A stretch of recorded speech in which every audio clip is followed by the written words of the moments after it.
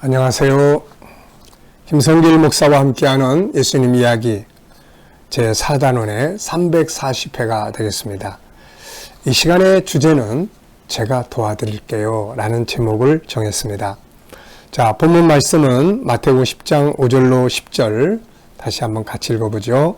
예수께서 이 12를 내보내시며 명하여 이르시되 이방인의 길로도 가지 말고 사마리아인의 고을에도 들어가지 말고 오히려 이스라엘 집에 잃어버린 양에게로 가라.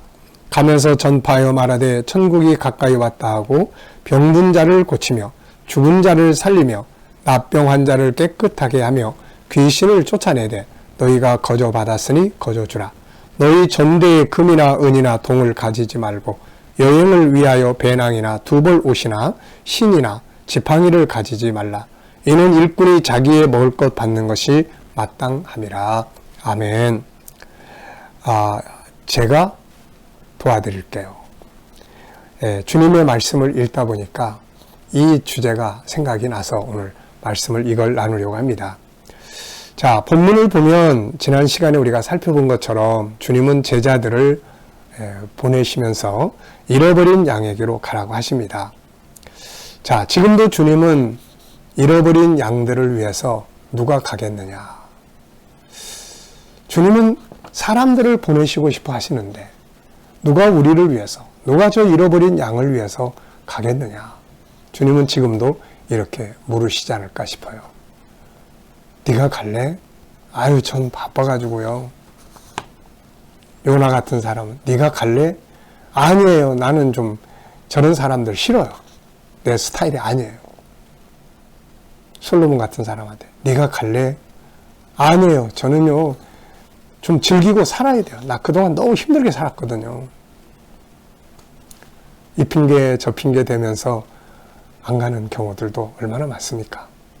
그래서 이왕이면은 주님, 제가 그 일을 위해서 도와드릴게요.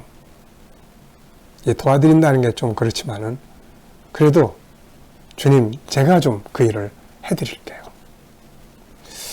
참, 이거 얼마나 참 예수님이 감동하시겠습니까, 이거? 자, 주님의 마음은 항상 돌아온 양보다는 잃어버린 양에 관심이 더 많죠. 우리가 부모님들을 생각하면 자식이 둘이 있는데 하나는 집에서 안정되게 살고 있고 하나는 밖에 나가서 굶는지 먹는지 모르고 살고 있다면 어머니의 관심, 부모님의 관심과 고민은 나간 자식에게 더 많을 거예요. 이런 때에 그 집에 있는 형이든 동생이든 간에 어머니 걱정하지 마세요. 제가 하여튼 어떻게든지 찾아보겠습니다. 이렇게 이야기를 한다면 부모님이 얼마나 기쁠까요? 그런데 그냥 자기만 먹고 마시고 즐기고 그러면서 뭐 동생 집을 나간 동생에 대한 관심도 없고 산다면 부모 마음이 얼마나 힘들겠습니까?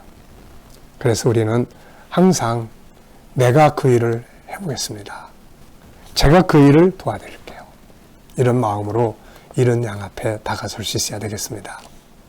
자, 그리고 이제 이 말은 하나님과의 관계에서만이 아니라 세상에서도 이런 말은 참 감동을 주는 말입니다, 이게.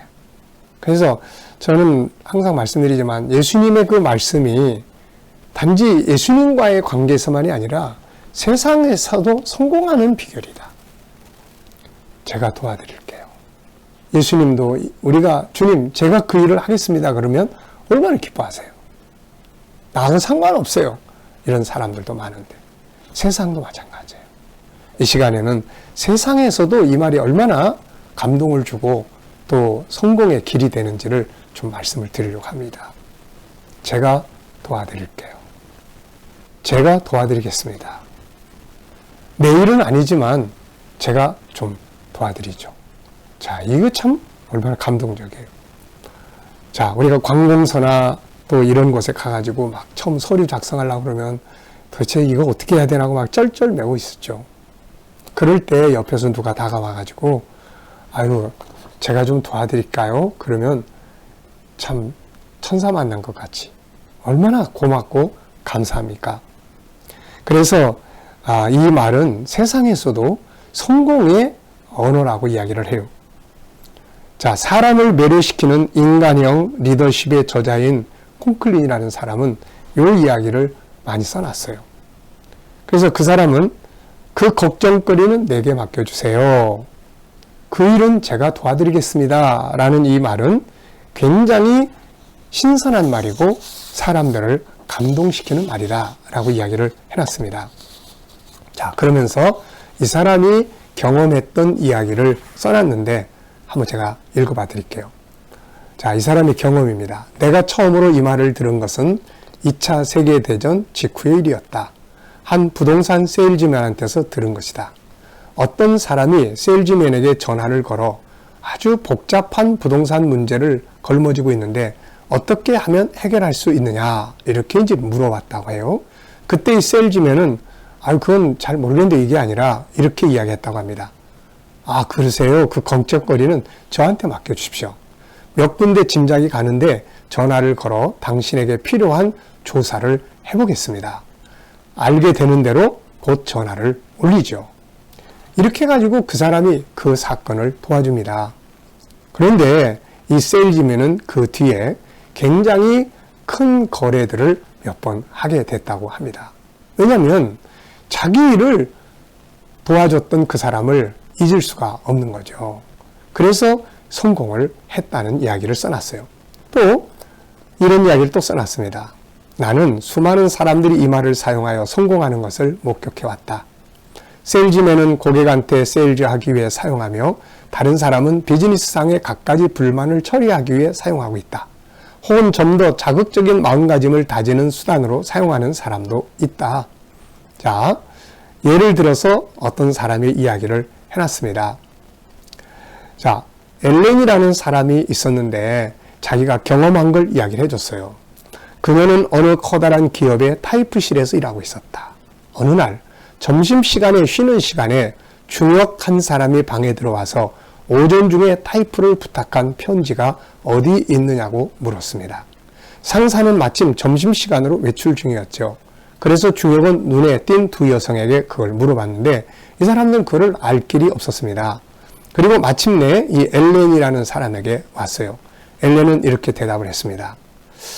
저 그 편지에 대해서는 알지 못하겠습니다. 그러나 그 편지는 그 상황은 저한테 맡겨주십시오. 제가 찾아서 될 수 있는 대로 속히 전달해 드리겠습니다. 그리고 열심히 그걸 찾아가지고 그 중역에게 편지를 갖다 줬어요. 그랬더니 이 사람이 너무 기뻐했습니다. 그런데 이것으로 끝난 것이 아니라 그리고 나서 일주일이 지난 뒤 그녀는 기쁨을 감추지 못하며 이야기를 들려줬는데 승진을 했다는 것입니다. 누가 그녀를 추천을 했겠습니까? 당연히 편지를 찾던 중에 도와주었던 그 직원을 이제 추천을 했던 것이죠. 그래서 사람은 이런 사람들을 같이 데리고 일을 하고 싶어 하는 마음이 있잖아요. 뭔가를 도와주려고 애쓰는 사람들 말이죠. 자, 오늘날 현대의 우리들은 이런 정신을 잃어버리고 있는 게 너무 많아요. 너무 많습니다. 자, 한번 들어보십시오. 오늘날 우리들은 사상 최고의 생활 수준에 도달하고 있다. 세탁기, 텔레비전, 자동차, 전기, 통조림, 자동 접시, 닦기, 등등등, 리모컨, 그 밖에 힘을 덜어주기 위한 장치가 얼마든지 갖추어져 있다. 과거의 어느 시대와 견조도 이렇게 풍부한 시대는 없다. 조상들이 꿈꾸고 있던 것 이상의 레저를 즐길 수 있게 되었고 노동시간도 단축되고 정년도 앞당겨졌다. 이것은 모든 사람의 소망이다. 그러나 여기 한 가지 문제가 있다. 이것들을 어느 것이나 생활을 너무 용이하게 하고 쾌적하게 했다. 모르는 사이에 자기의 일이나 생활 방식까지도 될 수 있는 대로 안일하고 쾌적한 것으로 하려고만 생각하기 시작한 것이다. 그러다 보니까 이런 말들이 유행이 되고 있다는 거죠. 그게 뭐냐? 그것은 제 담당이 아닌데요. 몇 시간 뒤에 다시 전화해 주세요. 그것은 여기 부서의 일이 아닙니다. 자, 그건 딴 부서에 가서 알아보시는 게 좋을 것 같은데요. 지금 제가 엄청 바쁩니다. 그것은 저 사람 존슨 씨의 일인데 그 사람한테 가주세요. 도서관에 가보셨나요? 여기에서 그런 건 다루지 않습니다. 자기의 일이 아니면 냉정해져 버리는 거죠. 그건 나하고 상관이 없는데요. 그건 아무개 일입니다. 그래서 가끔가다 관광산 이런 데 가서 보면은 비어 있는데, 딴 데는 막 줄 서서 그러고 있는데, 이쪽은 텅 비어 있는데도 자기 일이 아니기 때문에 그냥 가만히 있는 사람도 있더라고요, 이게. 참, 이게 이 시대의 문제점이에요. 그런데 우리가 꼭 기억해야 될 게 있어요. 하나님도 이런 말을 참 좋아하세요. 누가 우리를 위해서 가겠느냐. 네, 저요. 아니, 그건 제 일 아닌데요. 그거는 제 담당 아니에요. 이게 아니라 제가 가겠습니다. 하나님도 이걸 참 좋아하세요. 그래서 이사야 6장 8절에 보면 하나님이 이사야에게 누가 우리를 위해서 갈고 제가 여기 있습니다. 날 보내주세요. 이런 정신이 중요하다는 거죠. 근데 세상도 똑같아, 이게. 세상도. 자, 여러분, 제가 도와드리겠습니다. 내 일이 아닌데. 아, 그러세요. 걱정하지 말고 조금만 기다려보세요. 제가 한번 확인해보고 연락을 드리겠습니다. 제 일은 아니지만 제가 좀 도와드려 볼까요? 참, 이런 말들을 들으면 그게 비즈니스라면 그 사람 다시 찾지 않겠습니까? 아, 지난번에 저를 도와주셔서 제가 참 그때 업무 처리 잘했는데 이번에 뭐 이 일을 좀 맡기고 싶은데요. 어떻게 좀 해보시겠어요?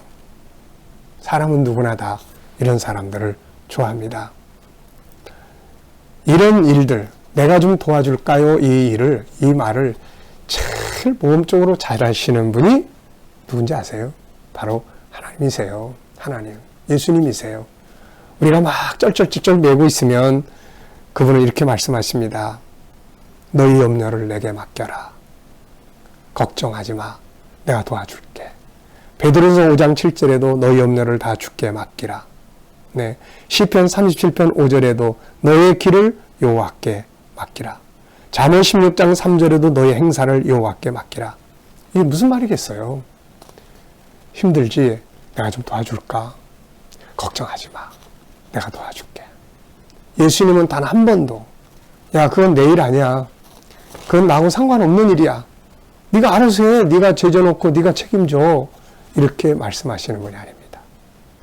근데 이 정신을 세상에서도 모두 좋아하는 거예요. 세상에서 성공하고 싶으세요? 잘 되고 싶으십니까? 그러면 이 말을 많이 사용하세요. 제가 좀 도와드릴까요? 무엇을 도와드리면 좋을까요? 제가 좀 도와드리겠습니다. 일이 다 끝난 다음에도 더 도와드릴 일 없나요? 이런 말들을 많이 사용을 하시면 세상에서도 성공하게 됩니다. 자, 이 시간 말씀 여기서 마치겠습니다. 감사합니다.